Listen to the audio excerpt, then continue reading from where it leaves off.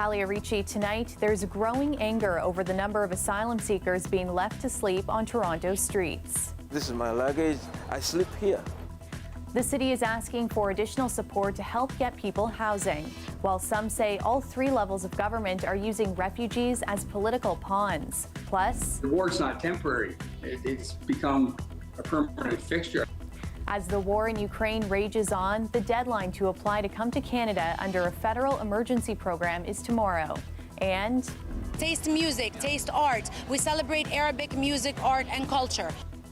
It's going to be a busy couple of days in the city. We'll help you navigate road closures and write your Toronto weekend to-do list. Asylum seekers and refugees have been forced to sleep on the streets due to a lack of shelter space. Mayor Olivia Chow is talking with her federal and provincial counterparts in hopes of finding a solution. Meanwhile, advocates say it never should have reached this point. Ali Chiasson reports. Canada was my first option, but unfortunately, I'm not welcomed. I'm not. Salih Najib fled Uganda because he says his days were numbered after speaking out against his government. They will kill you. You will be hunted. Everywhere will be hunted. The only option is to seek asylum. He's one of dozens who have been sleeping outside the Central Intake Center on Peter Street near Richmond. This is my luggage. I sleep here. You have to be patient. Be patient is something Najib is told every time he calls to ask whether shelter space has opened up. It's been 2 weeks. The government, I think, will help us. I came to Canada in 2000. I came here as a refugee from Rwanda. I went through my own challenging journeys, but the country I came to, the country that received me, was not this. Toronto is calling for the federal and provincial refugee housing programs to be reinstated and around $160 million in additional funding to get these asylum seekers off the street. The city says the upper levels of government have turned their backs on the crisis. How come everybody's pointing fingers? We want to see the action taken not tomorrow, not the day after tomorrow, today, now. So with that said,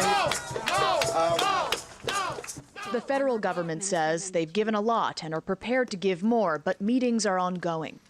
I know that Mayor Chow was recently elected. I know that she's very focused on this, and there is a lot of goodwill between the federal government to sit down, to work with her and her new administration. We have people living out in the elements, so what can the city do right now to house these people?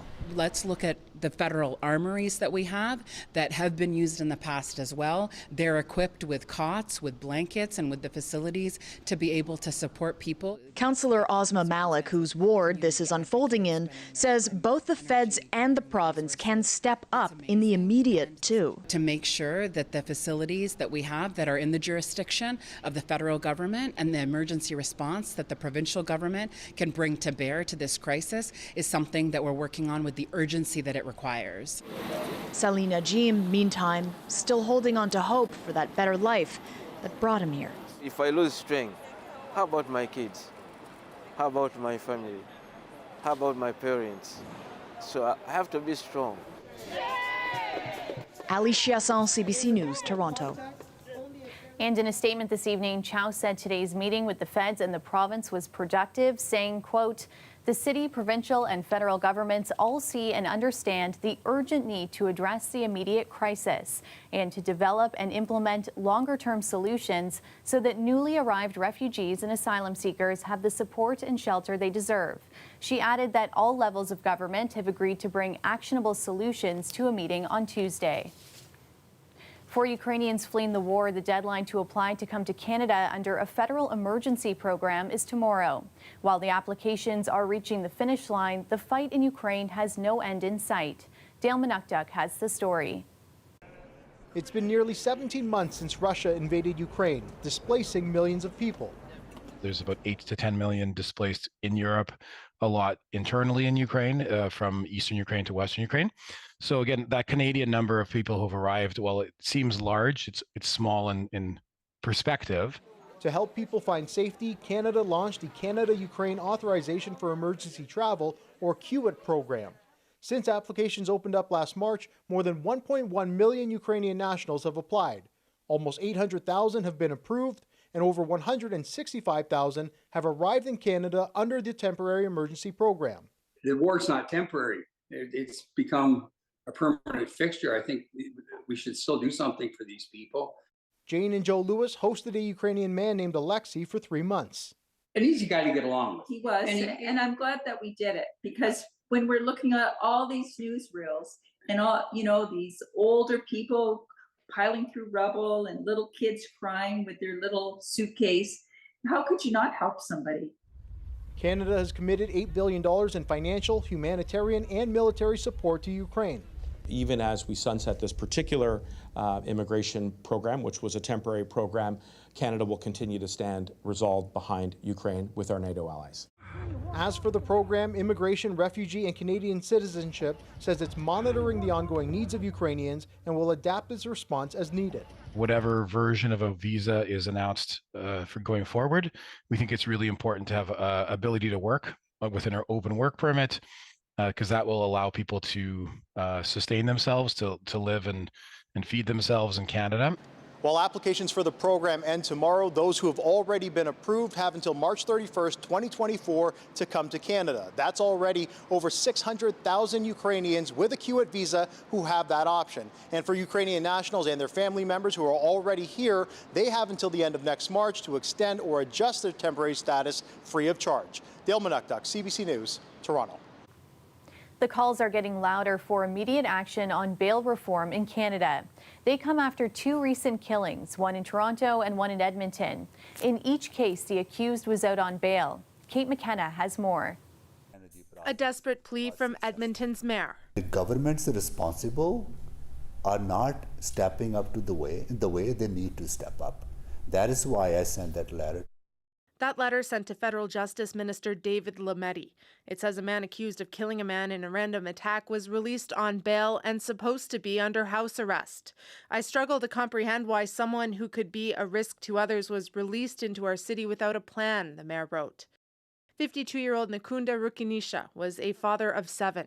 He was stabbed to death last Sunday, and the mayor says the case isn't isolated. We are losing Edmontonians every month or so.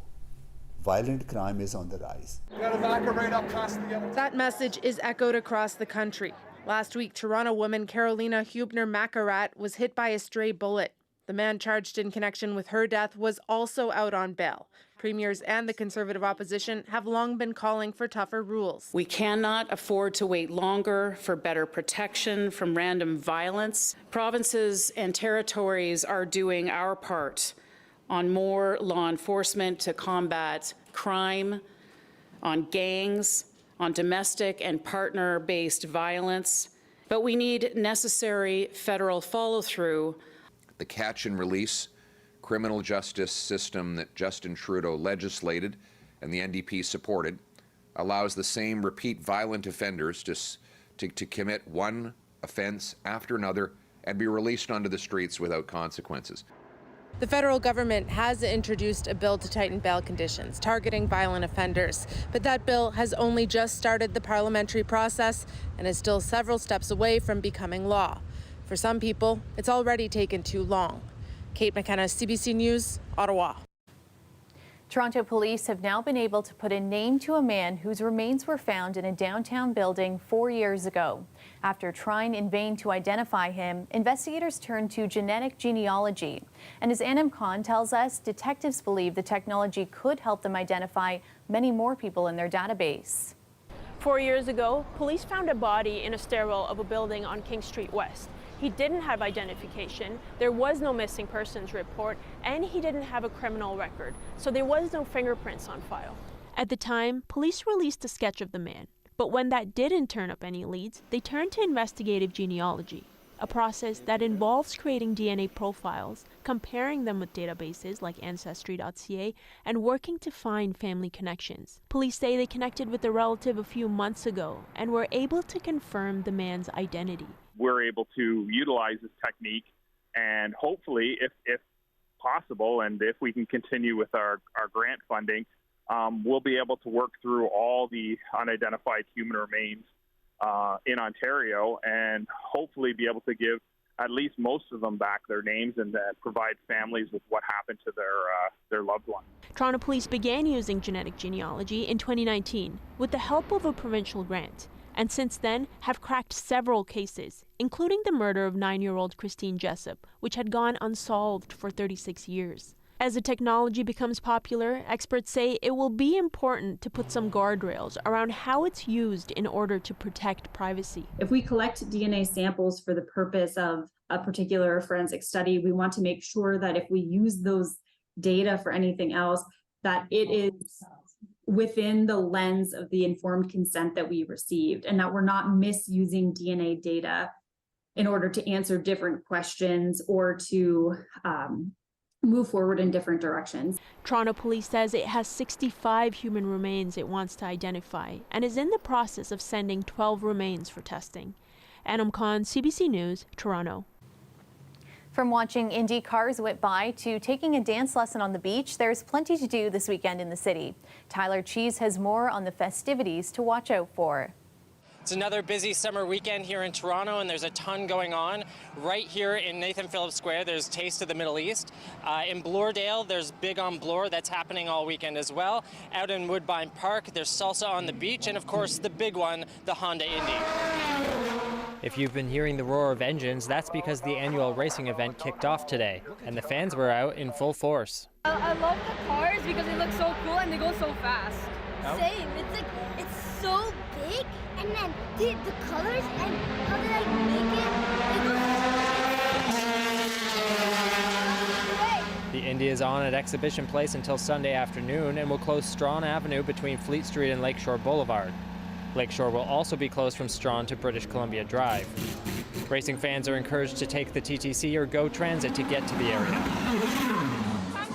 Meanwhile, in the heart of downtown, Taste of the Middle East is on this weekend. Taste of the Middle East. So it just explains it. So taste music, taste art. We celebrate Arabic music, art, and culture. So there's food, there's shopping. Let's celebrate together. Lots of food. So we have over 150 vendors coming today. So come out, support local businesses, shop around. And over in the Bloordale neighborhood, a street festival for creative types. We are more art focused.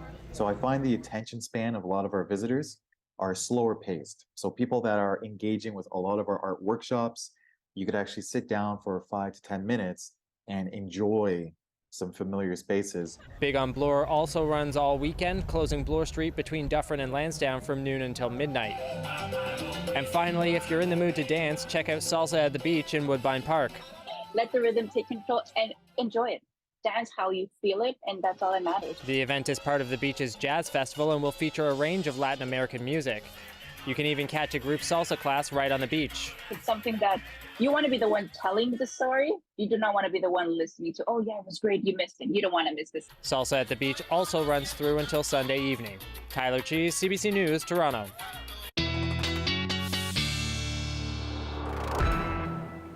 Riley Lachuk joins us now from the Weather Network, and we heard about all the festivals happening this weekend, but it looks like tomorrow may not be as nice as it was today. Well, Talia, a much more stable day across southern Ontario today, save for some late afternoon thunderstorms that we did see moving through much of southern Ontario, getting up to 25 late this afternoon in the GTA, 27 in the afternoon in Windsor. We did see the temperatures fall off, though, once we saw some of that instability making its way through the region late in the afternoon. Down to 19 in the GTA tonight. Chance of a shower, risk of some embedded thunderstorms as we get into the evening tonight. 24 by the time we get to tomorrow afternoon. A better chance of showers really region-wide as we get into the afternoon tomorrow with that embedded risk of thunderstorms once again. Better risk, I think, of some thunderstorms coming later on Sunday. We'll talk about that a little bit later, but here's a look at our futurecast as we get into the morning on Saturday. You can see here that we do have some showers through Windsor, Essex, cloud cover through northern Ontario, and cloud cover really the story of the day for Saturday. We'll talk Sunday and sunshine when I come back a little bit later. Thanks, Riley. Welcome back. The cleanup continues tonight after a tornado touched down outside of Ottawa yesterday afternoon. As Nicole Williams explains, while the storm only took seconds to tear through a neighborhood, the repairs will take much longer. Oh my God. In the aftermath of a brief but destructive tornado, This community now left to pick up the pieces. We are very concerned with the debris and the lot of glasses are blown. This man says the tornado went right over his house and tore up his roof. He says it's going to take time to process. Yeah, I think at least it's going to take a few months for us to get back to the normal, and then everything happened like in a minute or so. People now left with plenty of questions, including how quickly their homes can get fixed, many of them brand new. I moved in just over a year ago, and I know a lot of people are under a year, so it's unfortunate to move in and then have all this damage so quickly. Crews arrived early this morning to assess the damage and say it could take time. Got to wait after the city and make sure that all the authorities, check it off, deem that it's structurally sound, and then we can fix it. That hasn't stopped some from hiring private companies, hoping to see their roofs repaired sooner than later. Battery's full. Perfect. Researchers from the Northern Tornado Project are on the scene, trying to determine the full scope of the tornado. We're going to be assessing, what the intensity of the tornado was, what, aspects like the path length and the width. At all these events, we also want to make sure, you never know for sure whether there was, multiple tornadoes or whether there was other damage. These experts confirm at least 2 tornadoes touched down in the Ottawa and Montreal regions and are investigating the possibility of other destructive weather along the storm's path. Experts say they're seeing more tornadoes in central Canada, especially near populated areas. There's speculation that the tornado alley in Canada is shifting a little bit from being, more so in the prairies to more so maybe in, Ontario and southern Quebec. We'll confirm that over the next, years and decades as we collect more and more data. For those impacted by this tornado, city officials say they are on standby to help. Fire crews will be patrolling the streets throughout the night in case any other problems are discovered. Meanwhile, residents brace themselves for a long cleanup. Nicole Williams, CBC News, Ottawa. And here's a live look at Windsor, sitting at around 23 degrees, some showers expected through the night. And here's a peek at Toronto's Harbour, sitting at around 22 degrees after a warm summer day. Let's check back in with Riley for the extended forecast.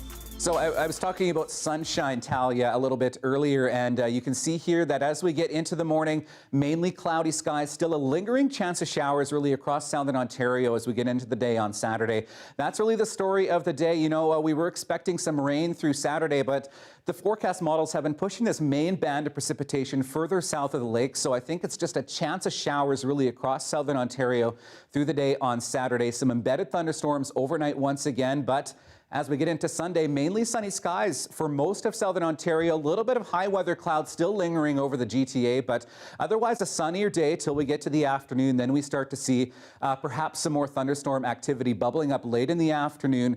Kind of depends on our temperatures and how sunny we get. But as we get into Monday, a little bit more cloud cover first thing in the morning. Hard to pinpoint amounts on rainfall, but thinking about 10 to 15 millimeters. Could see some more embedded in some of these thunderstorms as we get into the day on Sunday.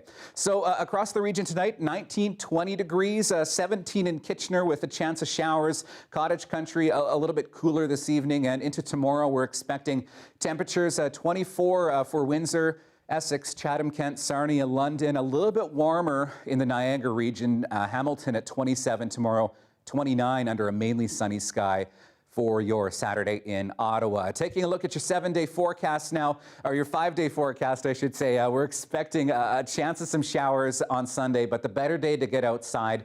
Monday, 25 degrees, a good chance we could see some showers, risk of a thunderstorm as well. And then things start to stabilize a little bit. 24 degrees for Tuesday with a slim chance of showers. Your Wednesday, a mix of sun and cloud as well with 24 degrees. In Talia, it does look like we could see some instability into Thursday and Friday of next week, but we will cross that bridge when we get to it.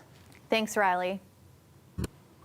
The list of repairs in Scarborough schools is getting longer, and NDP members saying it's making the learning environment unsafe.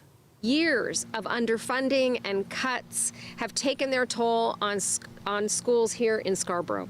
Kids in Scarborough deserve every opportunity to learn without the distraction of broken equipment and malfunctioning air conditioning. The NDP party says the school repair backlog in Scarborough-Guildwood has reached $270 million. That's 20% higher than 5 years ago.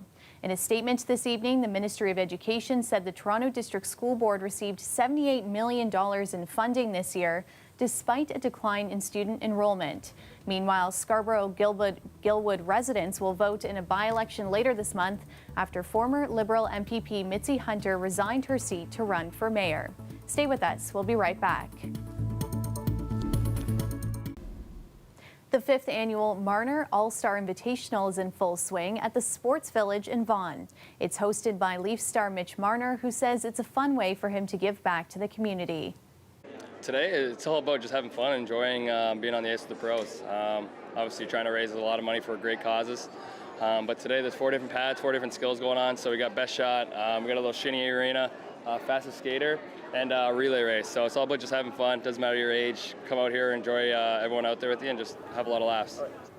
Kids had the opportunity to receive training from celebrity coaches, including Leafs players John Tavares and Morgan Riley, as well as Olympic women's teams player Sarah Nurse. The young fans also compete in a skills competition and scrimmage. For a great cause, you know, a good group of people out here going towards a good thing. You know, I feel like everyone deserves to play sports, so Mitch has got a good thing going on. All proceeds will go toward the Marner Assist Foundation, which helps provide kids with the resources to reach their full potential. They've raised over $1.5 million for local organizations. And that's our show for you tonight. Thanks so much for watching. We'll leave you now with a look at a brand new downtown property captured by our drone team. It's called The Well, and it's finally slated to open this fall after 4 years of construction. The massive mixed-use development will include a shopping and entertainment area, including fresh food markets and high-end restaurants. Have a great weekend, everyone.